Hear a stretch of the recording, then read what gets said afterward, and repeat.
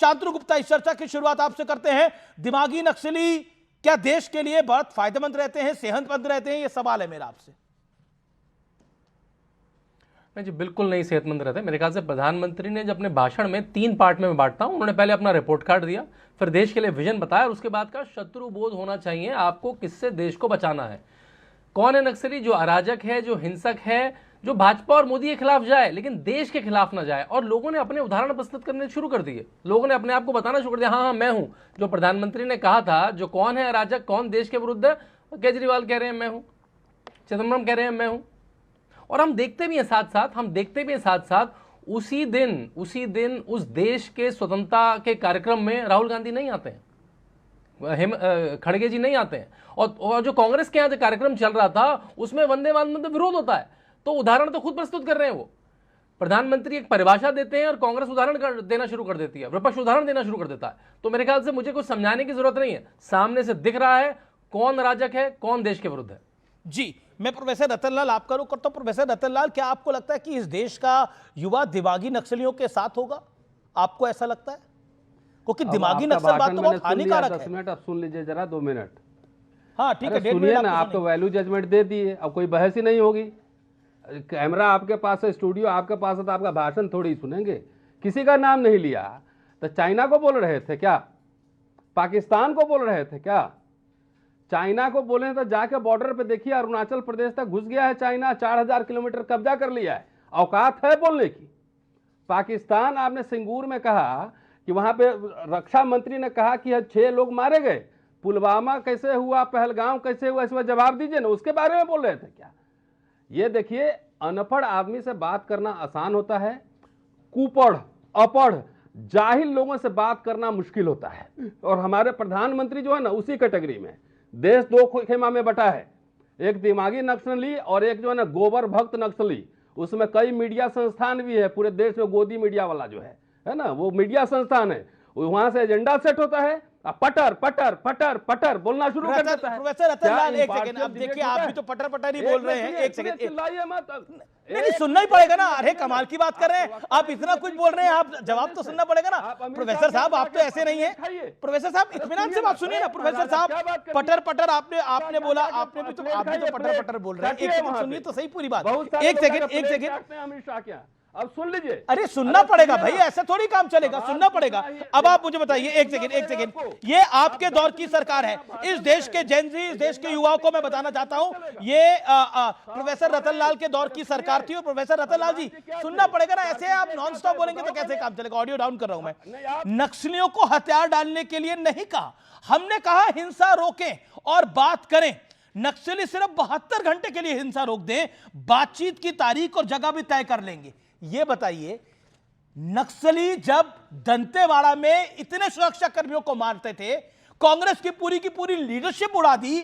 कांग्रेस की सरकार की हिम्मत यह थी कि वो रिक्वेस्ट कर रहे थे नक्सलियों को, आप चाहते हैं कि उसको सपोर्ट करा जाए, और यहां आप चाइना का हिसाब किताब पूछ रहे हैं। अपनी रिपोर्ट कर दीजिए, जब नक्सली थे इस देश के अंदर तो सपोर्ट क्यों करते थे? और अर्बन नक्सलिज्म, नक्सल, दिमागी नक्सल इस देश के लिए हानिकारक है और इस देश के युवाओं को उससे सचेत रहना चाहिए। मैं दिमागी नक्सलियों के खिलाफ हूं, सीधी बात है। मैं देश के खिलाफ नहीं हो सकता, दिमागी नक्सली देश के खिलाफ है। And word. बोलिए।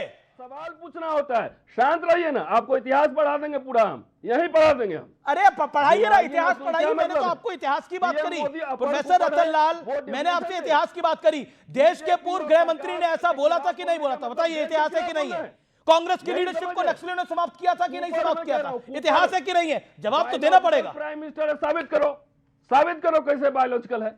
माँ बाप से जन्म नहीं हुआ, आप डिग्री तुम्हारी कहाँ है ये बताओ। आप विषय पे बात ही नहीं कर रहे प्रोफेसर साहब, आप तो विषय पे बात करें ना। प्रधानमंत्री बायोलॉजिकल है, नहीं बायोलॉजिकल है, कोई आप मतलब क्या इलॉजिकल बात कर रहे हैं आप भी? ये देखिए, ये कुंठा आप अपनी बता रहे हैं।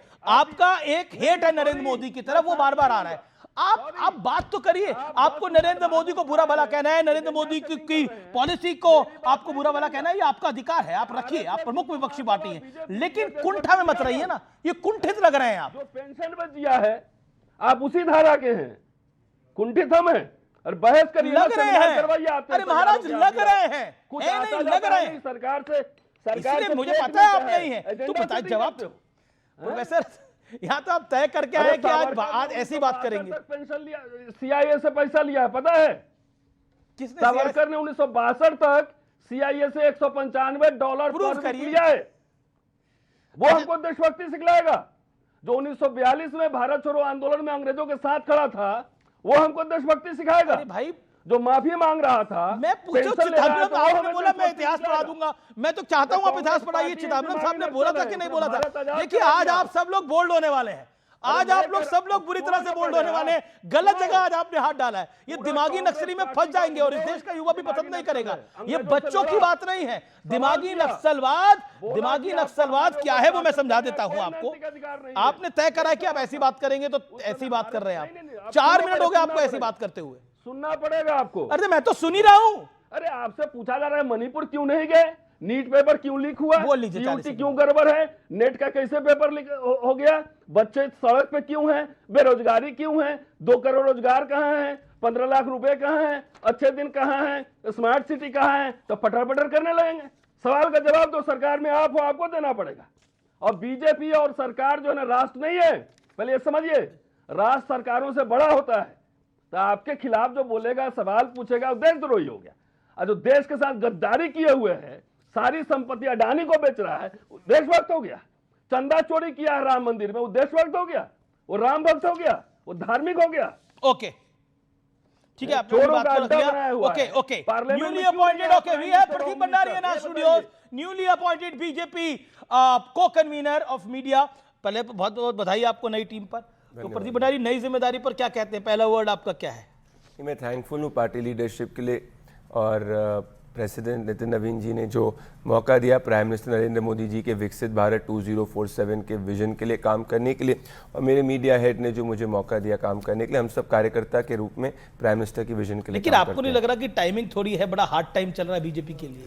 नहीं, देखिए अमीश भाई, हार्ड टाइम सिर्फ और सिर्फ अर्बन नक्सल और दिमागी नक्सल के लिए चल रहा है। और मैं आपको बताता हूं कि कौन है दिमागी नक्सल। ये आपको विनायक सेन का नाम याद है?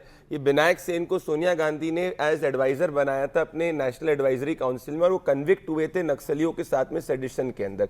ये होता है दिमागी नक्सल। और ये मैं ही नहीं कह रहा, सुशील कुमार शिंदे ने 2013 के अंदर ये खुद कहा था कि यूपीए की सरकार को लगता है कि कुछ अर्बन नक्सल्स हैं जो गुरिल्ला आर्मी बना रहे हो नक्सलियों के साथ टच में। वो तो इनको सोनिया गांधी ने इनकी आवाज दबा दी, पर ये उस वक्त का टाइम्स ऑफ इंडिया का आर्टिकल में लेके आया हूं। तो कांग्रेस के अंदर ही कुछ लोग कहते थे कि भाई दिमागी नक्सल और अर्बन नक्सल कांग्रेस और देश के लिए सबसे बड़ा खतरा है, और उसका सीधा ज्यादा उदाहरण नेशनल एडवाइजरी काउंसिल है।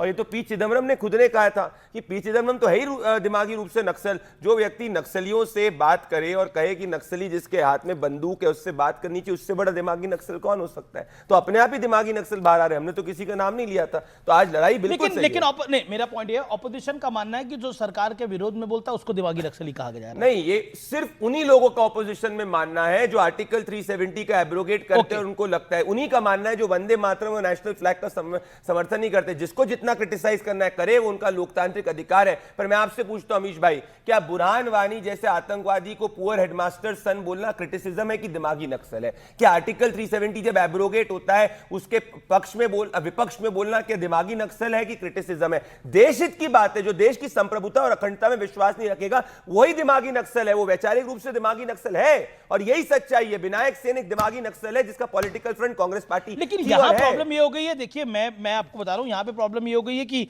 यहां पे चिदम्बरम अपने आप को दिमागी नक्सली कह रहे हैं, महुआ मोइत्रा कह रही हैं, महबूबा मुफ्ती और अरविंद केजरीवाल कह रहे हैं, और भी कई नेता कह रहे हैं। मैं बाकी नेताओं के नाम ले रहा हूं, लेकिन प्रमुख नेताओं के नाम ले रहा हूं। ये तभी तो ये विपक्ष में बैठे हैं भाई अरविंद केजरीवाल अपने आप को कह रहे हैं क्योंकि उन्होंने सर्जिकल स्ट्राइक में प्रूफ मांगा था। महबूबा मुफ्ती कह रही है क्योंकि आर्टिकल 370 एब्रोगेशन में तो पाकिस्तान की गाथा गाती थी, वो तो उनके समय में तो पाकिस्तान का झंडा जाता था, ये अभी भी गाती है। तो जो भारत की नहीं गाएगा तो उनको अनुराग डांडा, क्या आपको लगता है कि दिमागी नक्सली की बात प्रधानमंत्री कह रहे हैं कि मैंने तो नहीं करी, मैंने तो कुल मिलाकर किसी का नाम नहीं दिया, बीजेपी कह रही है, लेकिन खुद लोग सामने आ रहे हैं।